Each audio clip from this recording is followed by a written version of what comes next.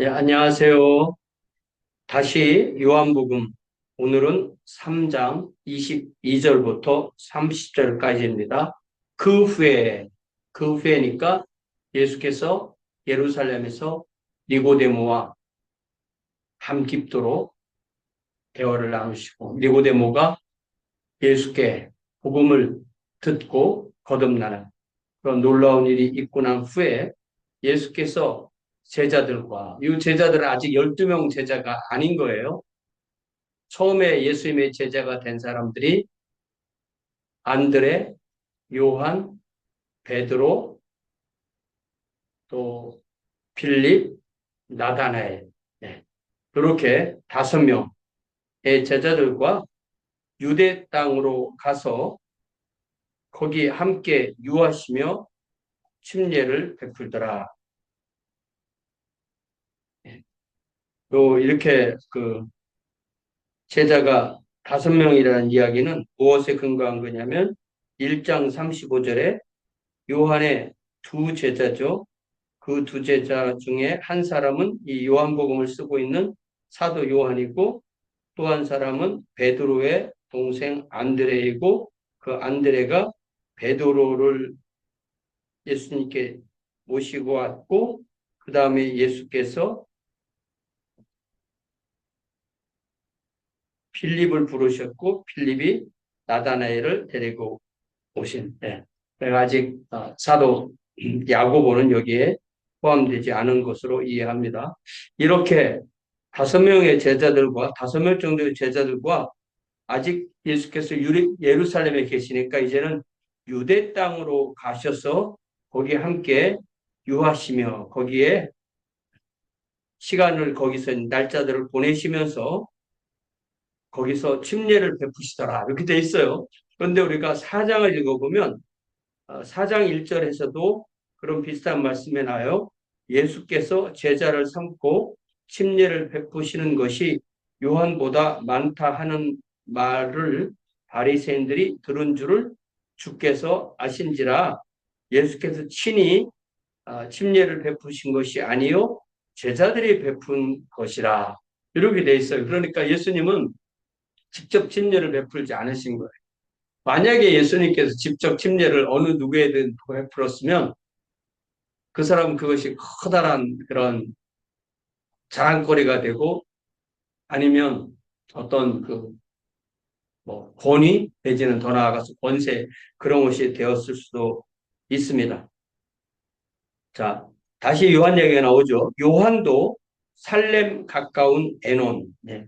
오늘날 어디가 살렘인지 어디가 에논인지는 사실 정확하게 특정할 수는 없지만 추정할 뿐이에요. 이 에논이라는 말은 이 말 자체가 샘들이 많은 곳 이런 히브리어로 볼 때는 그런 의미가 있어요. 그래서 살렘 가까운 에논에서 침례를 베푸니 거기 물이 많습니다. 네. 뭐 세례를 베푼다면 물이 많이 필요하지 않죠.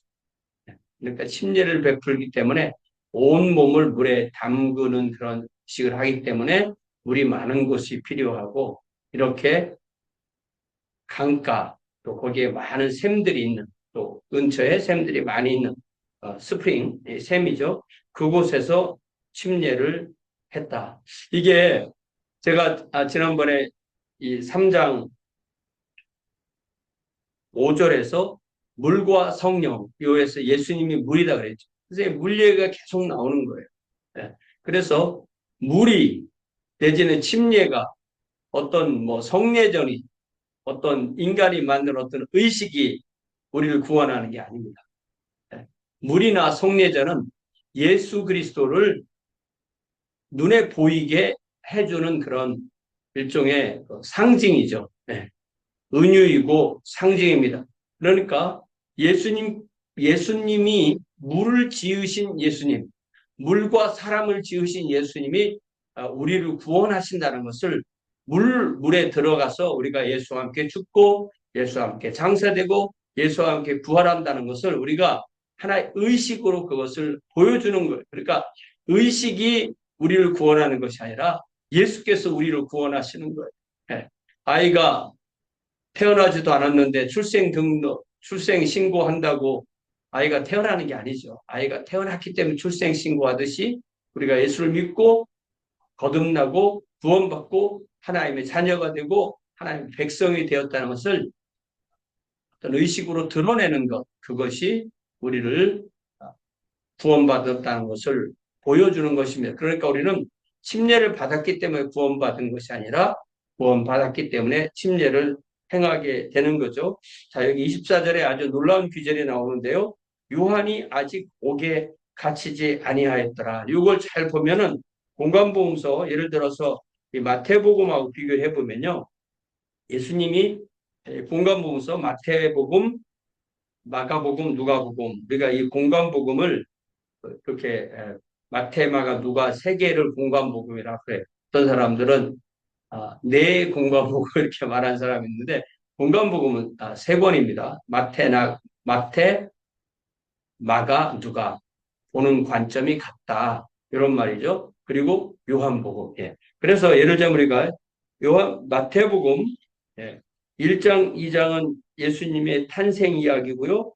3장이 침례 요한의 사역이고요. 예수께서 3장 말에 침례를 받으시고 4장의 광야에서 사역을 그 시험을 하시고 그 다음에 4장 12절에 보면은 예수께서 요한이 잡혔음을 들으시고 갈릴리로 물러가셨다가 이렇게 돼 있어요.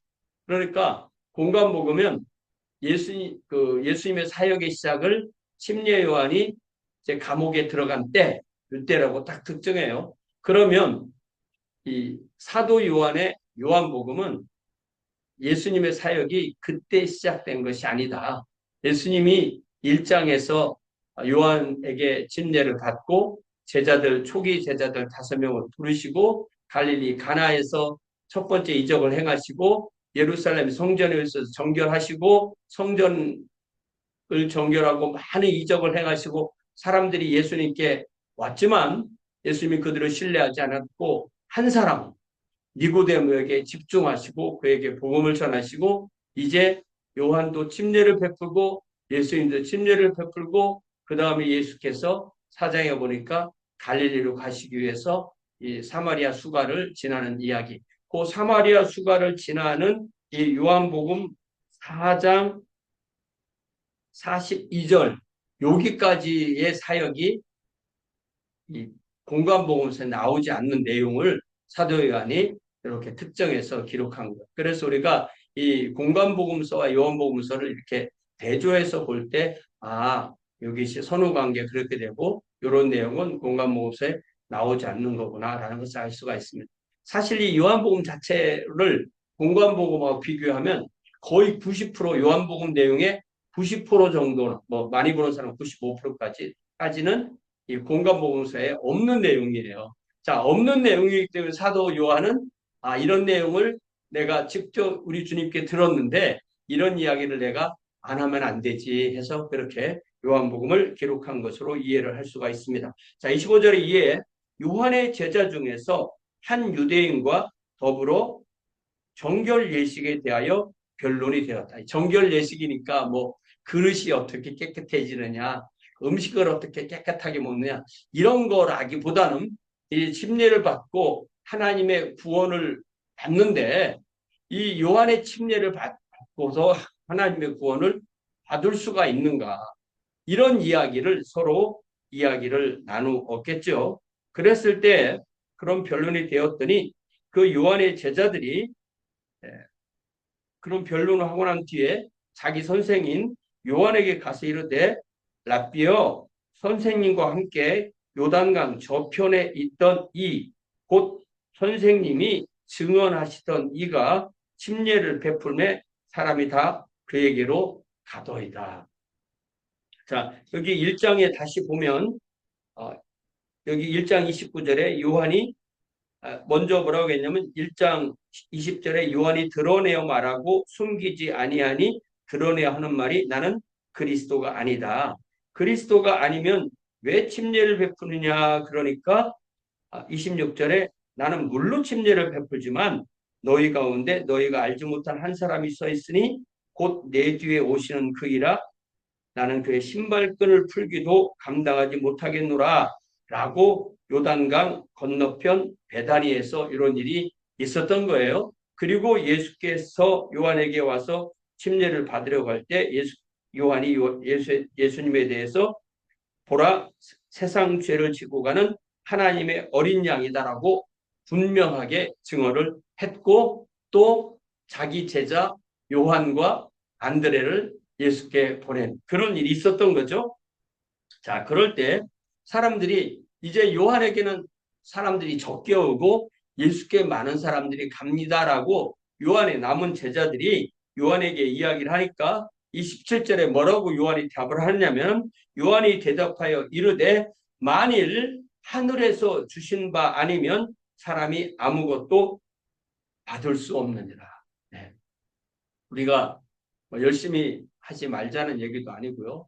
열심히 해야 되고 정말 충성스럽게 해야 되지만 그 모든 것이 내가 충성스럽게 했기 때문에 열심히 했기 때문에 어떤 작전을 잘 세우고 어떤 기획을 잘하고 뭔가를 잘했기 때문에 내가 이것을 당연하게 받은 거야. 나는 이렇게 잘하니까 잘 받는 거 아니야?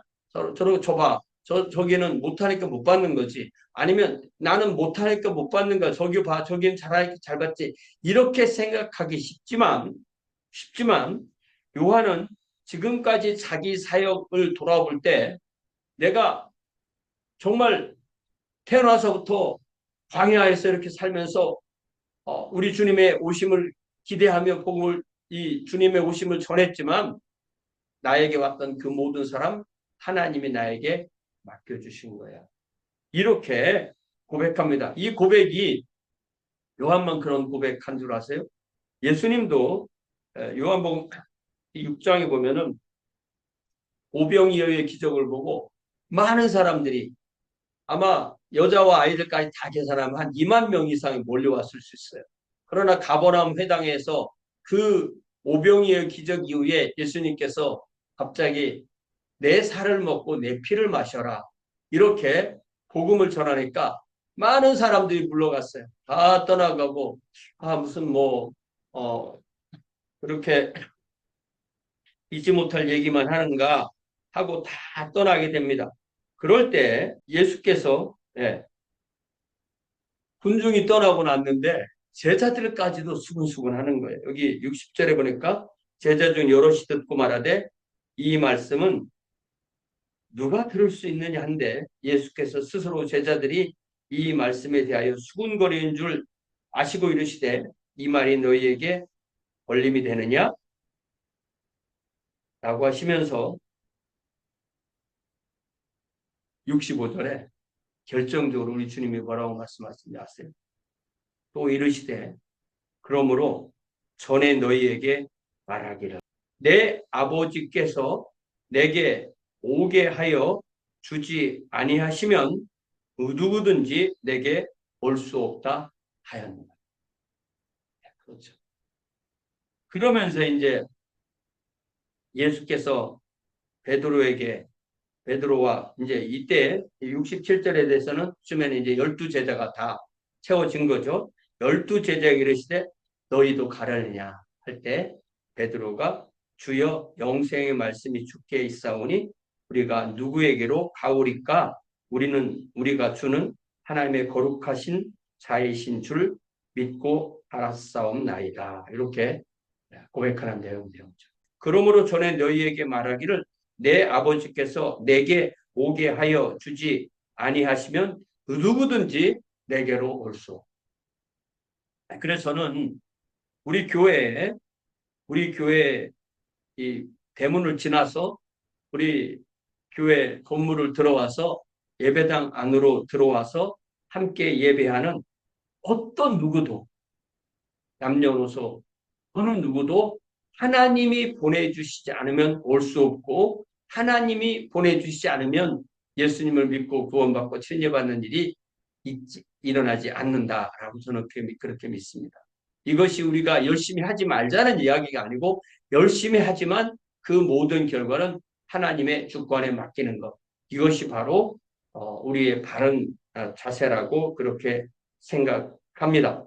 다시 돌아가서 요한복음 3장 28절에 이제 요한이 뭐라고 말하냐면 내가 말한 바 나는 그리스도가 아니요 그의 앞에 보내심을 받은 자라고 한 것을 증언할 자는 너희니라. 네. 그러니까 침례 요한은 본인이 이제 사역이 끝나가고 이제 사역이 끝날 때 자신의 모든 제자들도 예수님의 제자가 되어서 예수와 요한의 관계를 포함한 예수가 누구신지를 전하는 그런 제자들이 되어야 된다라고 선언하고 있는 거죠. 그러면서 29절에서 예를 들어요. 예를 드는데 신부를 취하는 자는 신랑이다. 그러니까 신랑이신 예수께 모든 사람이 다 신부로 가는데 서서 그러니까 그 신랑이 신부를 취할 때 그 문 밖에 서서 신랑의 음성만 들을 수 있어요. 그 음성을 듣는 친구, 뭐 친구도 되고 아니면 뭐 들러리도 될 수가 있겠죠. 내지는 자기가 그 신부를 소개해준 신부를 신랑에게 이렇게 갖다 드린 그런 역할을 한 거잖아요. 그 역할을 하면서 신랑이 이제 신부를 취하는구나 라는 것을 보고 크게 기뻐하노니 나는 이러한 기쁨으로 충만하였노라. 네. 얼마나 이 침례 요한의 사역이 놀랍습니다. 어떤 사람들은요, 나중에 침례 요한이 감옥에서 예수께 오실 그이가 당신이 맞습니까?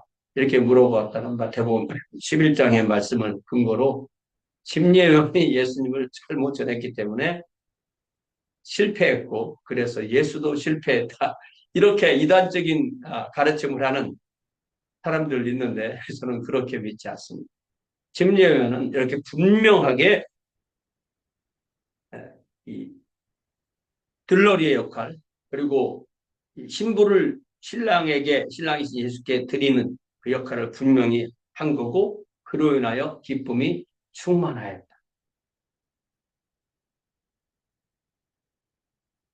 우리가 나 자신도 주님의 양이지만 우리 모두가 다 주님의 양이지. 이거를 뭐 내가 이거는 내 양이고 이거는 네 양이고 뭐 이거는 뭐 이렇게 생각하는 거 정말 저는 이상해요. 우리 모두가 다 주님의 신부입니다. 요한도 주님의 신부인 거죠. 네. 주님의 신부이죠. 네. 그리고 우리는 오직 사람이 주님께 가는 것만 기뻐하고 네. 그게 바로 우리의 모습입니다. 그러면서 이 요한이 30절에 놀라운 고백을 하잖아요. 이 고백이 그는 흥하여야 하겠고 나는 쇠하여야 하리라. 이것이 영어 성경에서는 he must become greater, I must become less 이렇게 번역도 되기도 하지만 he must increase, I must decrease 이렇게 또 번역돼. 그분은 계속 커지고 나는 계속 작아져야 된다. 이렇게 고백해.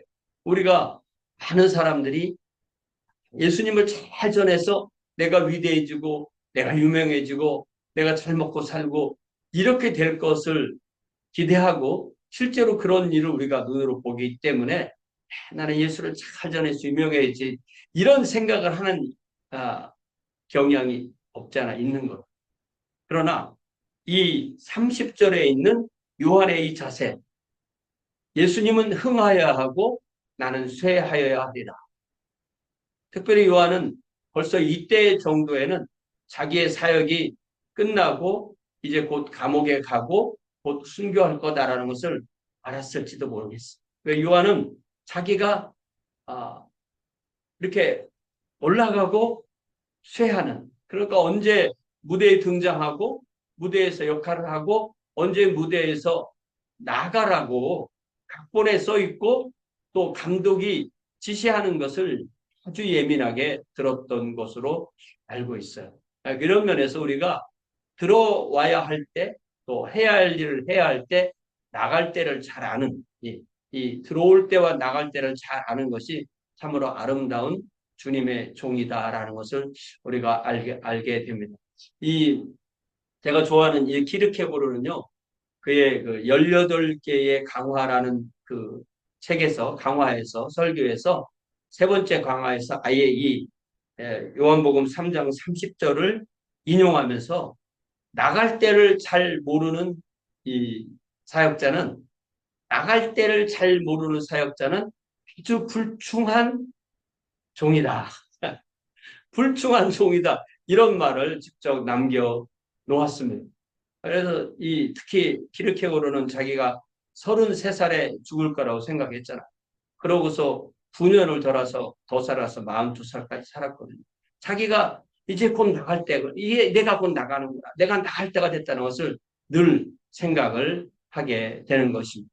이처럼 우리가 주님을 높이고 주님께 내가 신부가 되지만 또 주님께 신부를 데리고 오고 또 주님은 흥하고 나는 쇠해야 된다는 이 놀라운 고백이 우리 모두의 고백이 되기를 주님의 이름으로 부탁드립니다. 사랑의 아버지 하나님, 오늘 이 말씀을 통해서 다시 한번 물을 지으시고 물로 오시고 예수 그리스도의 복음을 통해 구원받은 사람이 그 구원을 침례를 통하여 예수와 함께 죽고 예수와 함께 장사되고 예수와 함께 부활하는 것을 드러내는 이 놀라운 정말 샘들이 많은 곳에서 그 샘들을 지으시고 그 물을 지으신 예수 그리스도의 구주 되시고 주님 되심을 선포하는 요한과 예수님의 제자들과 예수님의 본문을 보면서 우리에게 놀라운 은혜를 주시니